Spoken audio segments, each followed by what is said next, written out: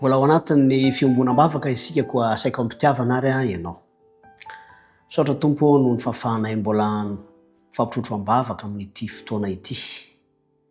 Ary tsy mitsahatra izay mangataka fa azaho nantoka famelan-keloka avy aminao.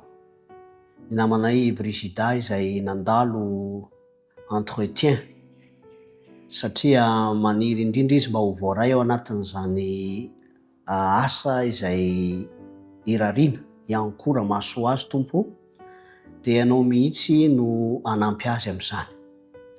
Ianao no mahafantatra ny mahasoa ny tsirairay avy.